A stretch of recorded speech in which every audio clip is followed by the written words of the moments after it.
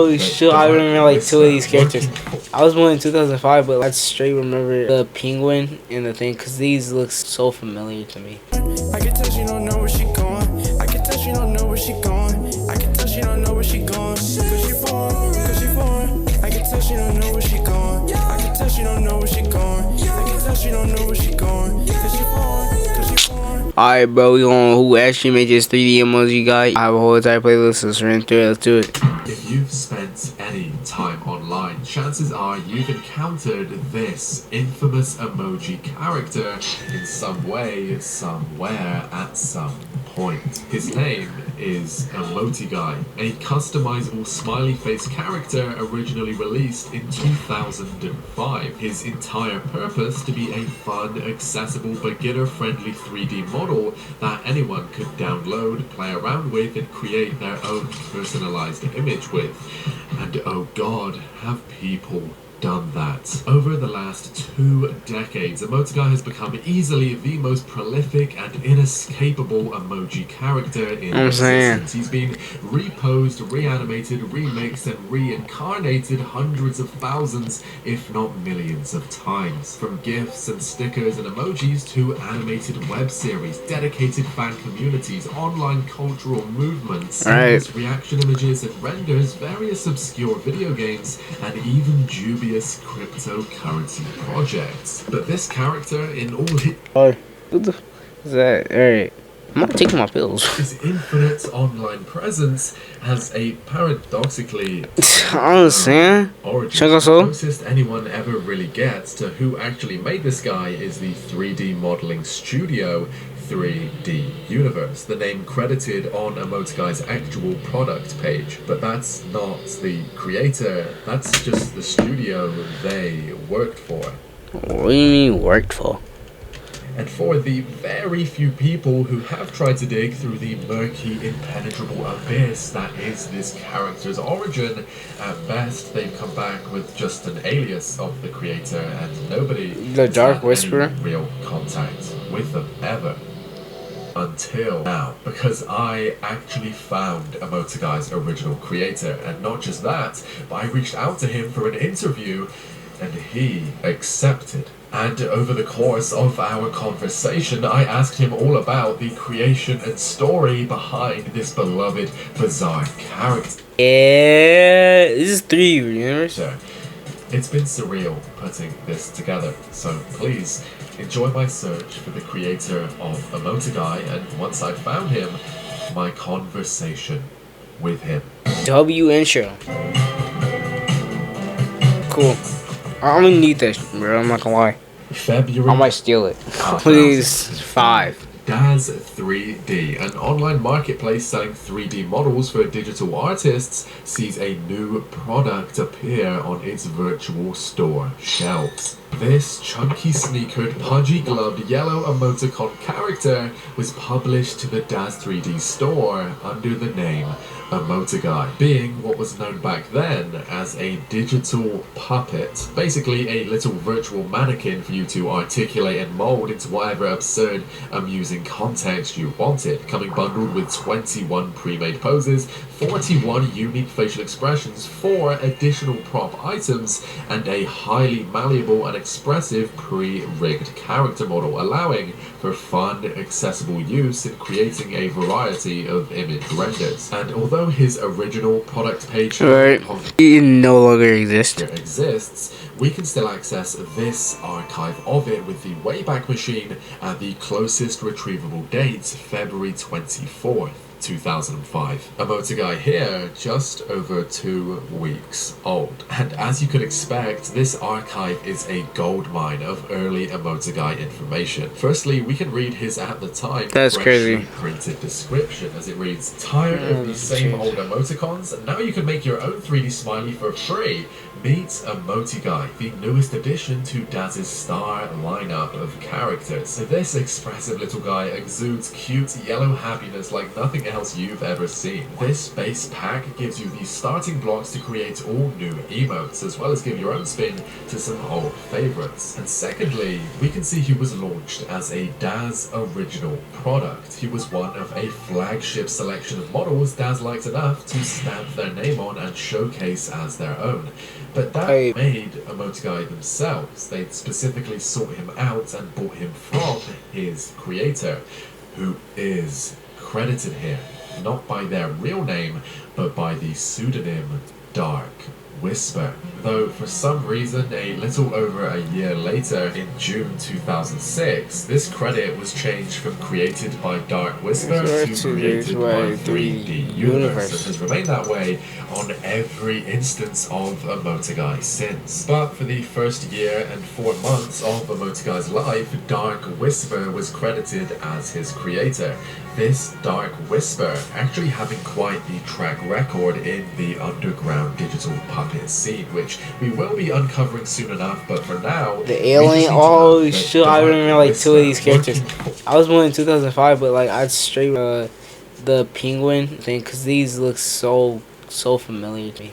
Or 3D Universe created and then sold emotiguy to DAZ 3D, who had purchased and now published him, which means DAZ clearly believed emotiguy was worth it and that he would be a significant moneymaker for them. But if that was the case, then why was he on sale here for a 100% discount? His regular price listed at just under $20. This sale set to last almost 5 months until June 30th. But then on June 30th, the sale was extended another 6 months, and skipping ahead again to just after that, another 6 months. And as it turns out, emotiguy remained on sale for 8 years. That's crazy. Supposed deadline quietly rolling into the next year before finally becoming permanently free in late 2014. Although this may seem like a clumsily handled sale, it wasn't. This was actually a coordinated, if poorly disguised, sales tactic, because as his creator later told me, emotiguy was never meant to be sold, actually. He was, and always had been, a promotional character. See, DAZ 3D was established in the year 2000, and by 2005, they were really coming into their own as a viable competitor to major pre-established providers in that same niche. Their own flagship 3D software, DAZ Studio, launching in the fall of 2005. And to advertise this new software, DAZ 3D wanted a new, fun, accessible character that could act more or less as a free trial for it, drawing in potential customers with a low commitment, zero cost, relatively simple model to play around with and hopefully entice them into paying for more later. And to fill this role, they chose emotiguy. Yo, that pose is killing me, bro. Equipped with enough geometry and mesh to be sculpted into a variety of forms, he was, by design, easily picked up and experimented with by anyone of any skill level, and therefore incredibly easy to share and spread across the internet. He was hyper-expressive, super approachable, and cost nothing. Why wouldn't you give him a try? Well, people did. Over the next 15 years, emotiguy burrowed and clawed his little gloved hands into every corner of the internet, escaping... Dang, bro. Bro's all over YouTube and all the other stuff, bro. Like, on solo, bro. Tiny niche. Yo, I don't remember, but like, yo, I remember when he was 3D digital puppet community he came from, and exploding into internet-wide use. From the grimy depths of 4chan to the mainstream heights of YouTube, Instagram, and TikTok, as well as every image board, forum site, and platform in between. And by the late 2010s, emotiguy was coming out of a decade and a half of conquest, a decade and a half of stamping himself in every comment section and populating the internet with an endless supply of himself. And for the first time, he began to... Bro, what are you talking about? Like, yo, this is fire, though. Mellow out. a little. A few years quietly churning out new renders, GIFs and images at a smaller scale, just enjoying the reputation he'd made for himself. Joe Hub happened and emotiguy was reborn. Joe Hub is that was founded on May 3rd, 2020. A server with, as I'm writing this, 67,000 members. 7, 6, 7. A server entirely sharing and creating new variants of emotiguy, now nicknaming him Joe. With so many heavy hitters coming out of this new age emoticultural movement, from the gif of him typing away on his computer to him staring ominously from the shadows to this comically depressed emotiguy, these all bursting into mass use as a result of Joe Hub's creation. Which brings us to the final, most bizarre twist in this saga, bringing us back to emotiguy's creator, Dark Whisper. Because on August 1st, 2025, Daz 3D sold all rights to the emotigui IP and character to a cryptocurrency project, Joe, who employed emotigui as a mascot under the Joe name, with a deluge of new cinematic HD animations and GIFs releasing to promote it, with recent classics like this loop of emotigui twerking, which are... Okay, bro, no.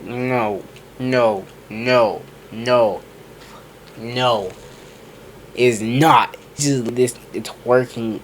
I personally remember running into in the wilds of Instagram Reels when it came out, amassing hundreds of thousands of likes, comments and shares. This whole crypto project actually working alongside Dark Whisper, who re-emerged to the internet via this Twitter account for the first time since 2005. Now updating us with never before seen early renders, unheard stories, bits of trivia and development images of emotigui as he joins us for this cryptocurrency journey. Most fascinating of all of these being this post reading, "Fun fact, originally emotigui was supposed to be a sunflower-based character inspired by my mother. She said it creeped her out though, and that a normal guy would be more funny. I removed the sunflower and emotigui was born. This is one of emotiguy's first models made back in 2004. The attached image, a charming, if admittedly kind of creepy, prototype version of emotigui. A silly little sunflower. To think we bro? Yo, that's hella creepy. Could have gotten this thing viral instead is, wait, what's that? Written along the side of the plant pot. The plant pot of this 2004 prototype. 2006. What? How can that be there? That's years after he stopped being a... Come to think of it, I'm getting an off vibe from the way he's speaking in these posts, the way he's so easily picking up crypto jargon and splattering his text with XDs and emojis. This is at youngest a 40-year-old man. Why is he speaking this way? Well, I'm probably overthinking things. I mean, as the comments are pointing out here, reverse image search any of these images, there are literally zero results of them having been used anywhere before. This has to be legit. And to top it all off, the people running this project have been donating all proceeds back to Dark Whisper personally as a thank you. A thank you for his timeless internet with this now larger than life but once humble, silly little emoticon character. Or at least, that's what they want you to think. Because after digging deeper into this crypto project, picking apart this eerily convincing Dark Whisper Twitter account, and speaking to Dark Whisper myself, I discovered that this isn't Dark Whisper, but an imposter, lying and impersonating them to deceive people into buying this fairy tale story to make a quick, cheap buck off of people's naivety and better nature. If that's the case, how are they able to put together this otherwise completely believable Dark Whisper profile? In fact, how could anyone find out so much about Dark Whisper without being Dark Whisper? Well, take it from me. If you just dig deep enough, Digital Puppet Magazine was, well, a digital magazine distributed on CD-ROMs that ran from the winter of 1998 to the summer of 2006, releasing once or twice a year and acting as a digital puppetry, written, edited and published by Robert Purser as the premier product of the now long defunct digipuppet.com. Now, miraculously, digipuppet.com, along with the first 9 issues of Digital Puppet magazine, have been archived and are accessible with the Wayback Machine, which provides us with this surreal, otherworldly peek into the obscure economy and landscape of early 2000s character posing, with each issue across their usually 60 plus pages going deep into the latest software, model releases, technology, tools, resources, artists, studios, and so on. And the fact that something this comprehensive ever even existed is a testament to the fact that there was a real, thriving, living market here that had been growing since the late 90s. Is that a Money Guy? These issues were going... Yo. Is that Money Guy? Right there, that's a Money Guy. Market and growing since, I mean, most of these issues were going for... Clearly, people cared, which is all relevant 300 for us, because this is the world emotiguy was born out of, and born for, as shown in Winter 2005's issue number 8, the issue following emotiguy's release earlier that year, and an issue with him plastered all over it. He's on the front cover, he's climbing up onto text boxes and subtitles, he's adding comic relief from the sidelines, with page 12 entirely dedicated to him. Purser writing, "Here is a wonderful new digital puppet from the company 3D Universe that created the heavies who were featured in our last issue. Most people think that digital puppets are only human or animal figures. Surprise, emotigui is just a head with gloves and a simple selection of props. According to Daz, the character has 41 facial expressions and 22 poses. The issue then goes on to detail some stuff we already know, advertising some of the expansion packs, listing the extra props and expressions, and again reminding us of that 5-month-long 100% off sale. Now with a flabbergasted emotigui render exclaiming, 'My gosh, we are free for a limited time only.' Purser ending the page with, 'I think he will be the most popular digital puppet ever,' which, oh Robert, the emotigui title here with a created by Dark Whisper for Daz Originals credit, which brings me back to that line. Here is a wonderful new digital puppet from the company 3D Universe that created the heavies who were featured in our was the text originally read last issue. The heavies. Huh, I'd never heard of the heavies, and if they were also from 3D Universe, there's a chance they were also from Dark Whisper, right? So naturally, I looked into the previous issue for them, Summer 2004's issue number 7, where on page 8, titled Wacky Cartoon Animals, I found this selection of anthropomorphic hippo, elephant, and bear characters, all a part of the Heavies collection, which itself was a subset of the Wacky World collection. Attached with them was a small paragraph, which halfway through reads, "The Wacky World Heavies are produced by Dark Whisper, in brackets, Steve Corder of 3D Universe in Sedgefield, South Africa." Well, there's our guy. Dark Whisper's real name is Steve Corder.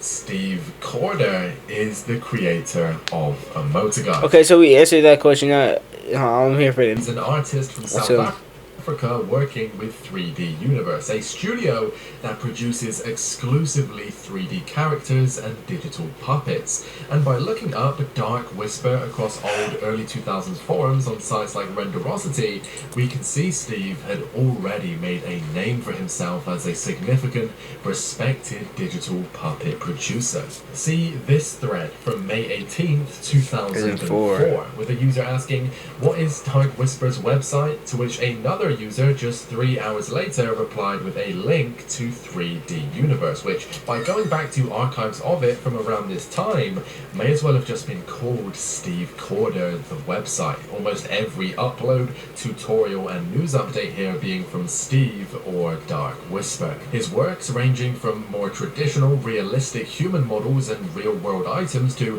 very wacky, cartoonish characters and anthropomorphic creatures, which he seemed to really enjoy making and specializing in, and honestly are kind of his trademark. I mean, he clearly has a talent for packing his characters with personality, especially when delving into these toon animals and imaginary creatures. And after seeing this rich, extensive resume of previous character work, the lightning in a bottle that is emotiguy begins to make a lot more sense. He was never a fluke or just some goofy throwaway stock character that got lucky.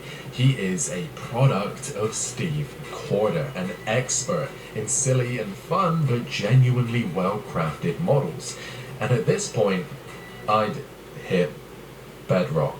I had dug down to the deepest trenches and oldest archives of Steve Corder's online presence. I'd exhausted the internet of basically all mention of him, and still, I had so many questions. Why did he actually make emotiguy, and how, and with what software? What was the actual creative process like making him? Was it challenging? Was it time consuming? Was it fun? Does he actually know just how impossibly viral and immortal his creation has become?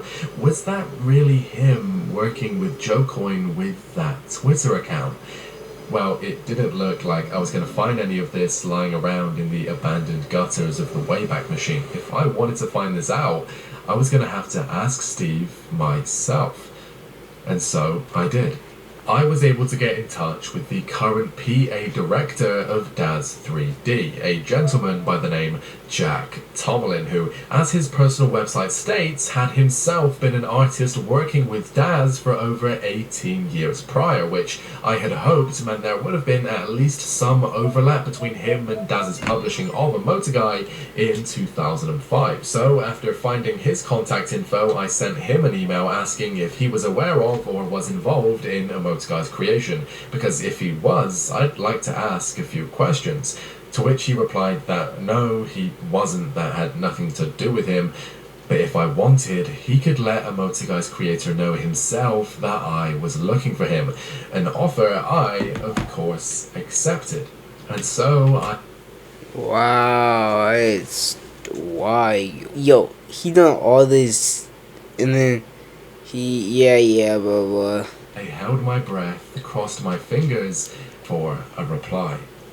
Just over an hour later, I got an email from a Steve Corder. Hi Lucas, I gather from Jack Tomlin that you are trying to find the creator of the emotiguy figure.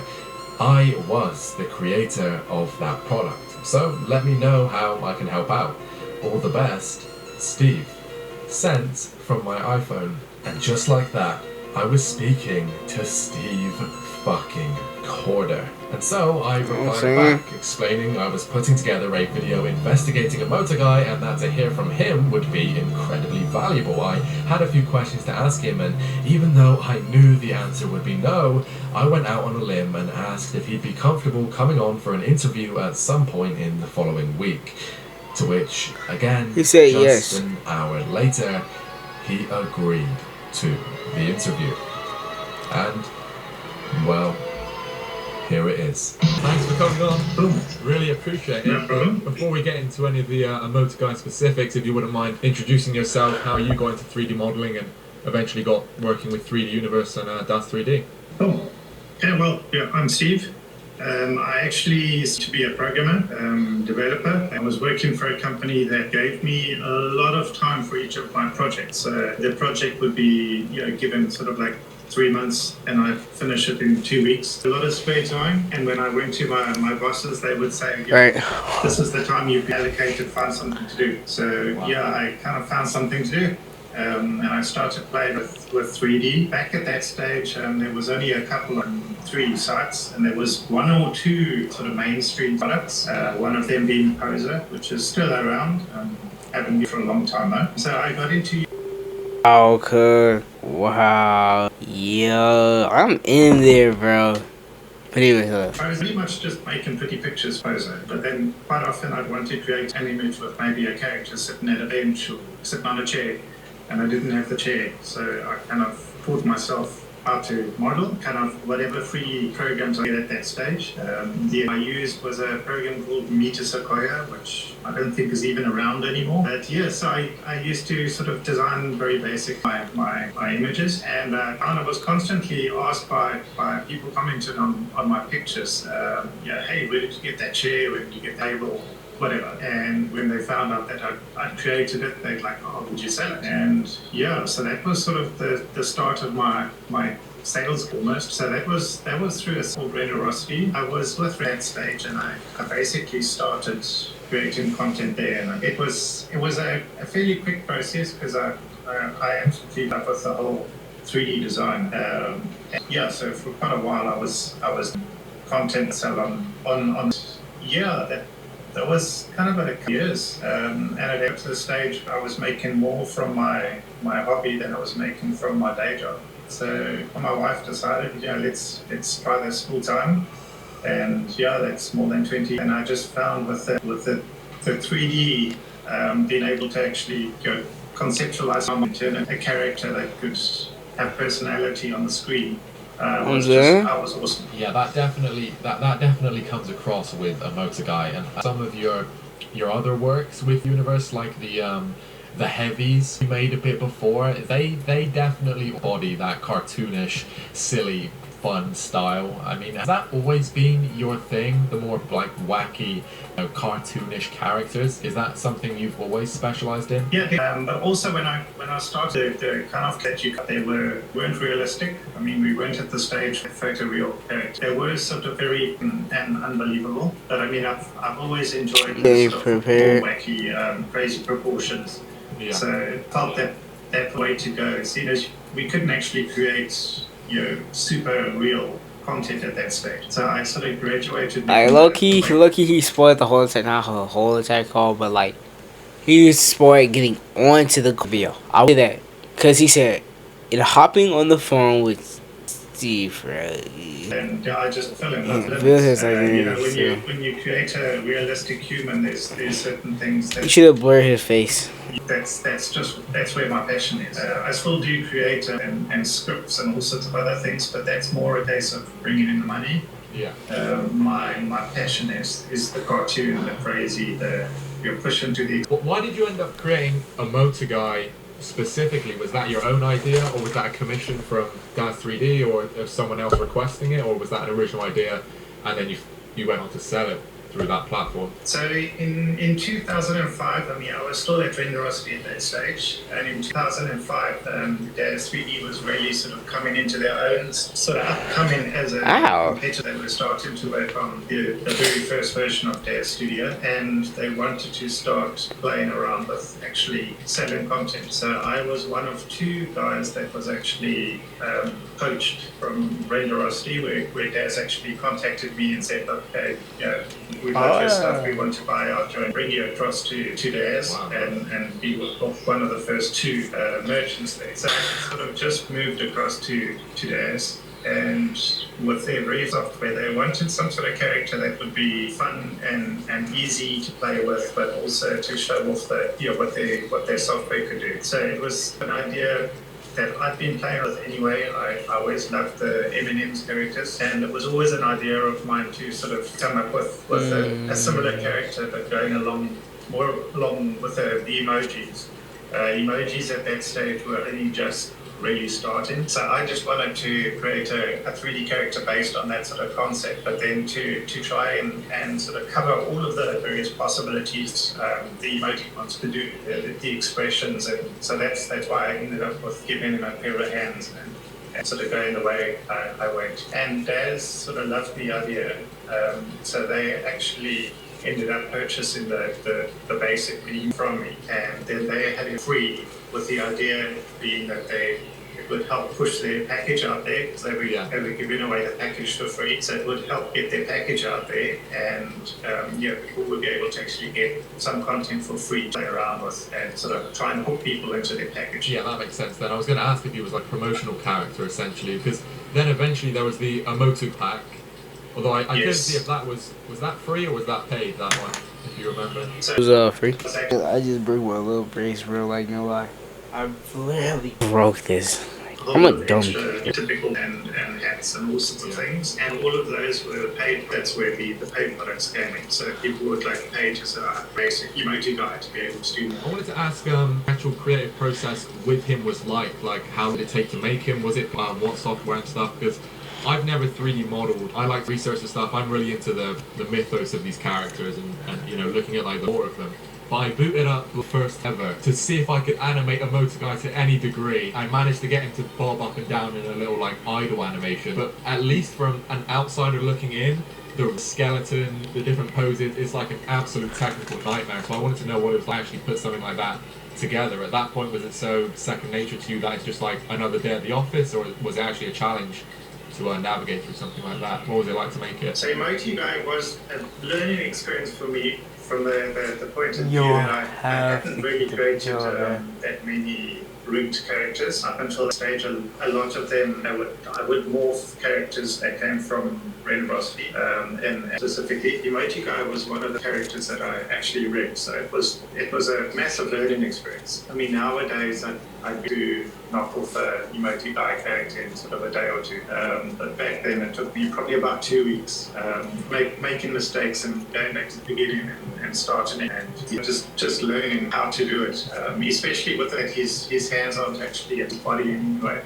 That itself sort of added a level of complexity to the skeleton, because he's sort of float around completely free. It was definitely a learning experience. The modeling side, I mean, emotiguy was actually the first hand I ever made. Up until then, and I mean nowadays I'll look at his hands and I'm sure, but yeah, that was a good learning experience. Yeah, definitely. Well, I think it's worth it in the end. 2 weeks, you've seen what's come of it. So, but also once Emotuguy was uploaded to the storefront, did you and Daz3D have any control over its use? Like, was there any rights, licensing agreements? Because even like I was looking back on some earlier archives of image websites like Shutterstock and stuff, there were already loads of different renders, remodels, reiterations of it. There was this CD called Super Aneurysm. I'm not sure if you're aware of that, which I had a play of yesterday for an hour or two. It's actually a pretty fun game, but that came out just the year after. So immediately, your character was proliferating all over the internet. Were people do that? Was it kind of just free reign to the people? Hey, here's how I do what you're doing. Yo, hold up. No, but I dead serious broke my brace. Bro, you see that right there? I broke that shit, bro. I have broken it. Yes. I have broken this. Wait, bro. Or were you in any talks with people over that? It's literally just open season. Yeah, so basically the license that all of Daz's characters come up with, you're allowed to do anything 2D. 2D images, 2D GIFs, 2D videos. Those you can't actually distribute the 3D content or the geometry in any way. For that you need the game license. If they needed the 3D emotiguy in a game, then you would need to have a game. But apart from that, anything 2D. So all of those Shutterstock type sites, that's all part of the license. That's all allowed. Yeah, it's how fast it caught on. The internet really did a thing. Yes. Yeah, it must be surreal to see that. What I found amazing that I think it was like sort of 2020, he suddenly made a resurgence again, because it was sort of fairly quiet for a while, and suddenly in 2020 he started appearing all over the place. I don't think he's going to die. I don't think he's going to die. He just did last time as well, which is crazy. That one of him with the shades, that one. Yes. That one is huge. Was that I mean, that was part of that pose was one of my poses that I saw. So yeah, I mean that's how you got him. So it is kind of funny that specific one has become so prolific. It's been quite crazy how it's been changed. I've always found that with my characters, it's fun to, I think, this is how people are going to use my character. And I put it out there, and you always have very creative people who will do something completely crazy with it. And I absolutely love it, especially with emotiguy. I created it with enough geometry and mesh to be able to do some fairly extreme morphs. And I kind of hope that people would sort of grab on and start playing with it. I'm seeing from Thomas the Tank Engine to dots that appear all over the place and Europeans and also it's been fantastic. Do you remember the time you ever saw somebody else use it in something interesting online? I think it was the Thomas the Tank Engine was the one that caught my attention. I was doing a Google search for ideas on I didn't remember what I was looking for, and one of the ones that came up was my emotiguy stuck on the front of a train, and so that was the first time I kind of really saw it. And it grew so exponentially. Eventually, you search for related to emotiguy, could find him. He was everywhere. Yeah, do you remember when you realised it was going to that next level? Like he was unusually popular, or was it just a gradual? It was probably about 2-3 years after he was released, so probably about 2007. I was kind of like, wow, he's still around and people are still using him. Yeah, no, it did surprise me. I actually went on to it wasn't Shutterstock, but it was one of the sort of Shutterstock type image sites, and I was just browsing for whatever it was. I viewed its popularity, and he was on the page of 10, one of the most popular images, and that was kind of like, wow, I can't believe he's actually still popular. It wasn't 2 years down the line, and now it's what 20. Are there any other characters you've made that have gained any sort of infamy or widespread viral attention? Because I wanted to ask you, there are these two other models, and they've got the same toon style. It's actually, I think one's called Toon Penguin, and the other one's called Egbert the Duckling. They gave off Steve Corder vibes, but obviously I didn't know if they were credited to you. Do you know anything about them? Were you involved with them, or? Yes, no, in particular was fairly popular, especially with the one where he was still in the egg. So it was just the egg with legs kind of thing. And people did seem to enjoy him. The Toon Penguin less so. There was also a Toon Alien that I created that sort of is all over the place. It's like a little green alien. He's got almost Shrek-like ears. Yeah. Well, before Shrek came around, and he had a little spaceship and a space zapper, and he's kind of like popped up all over the place. There was a little dinosaur that I created as a dinosaur dragon.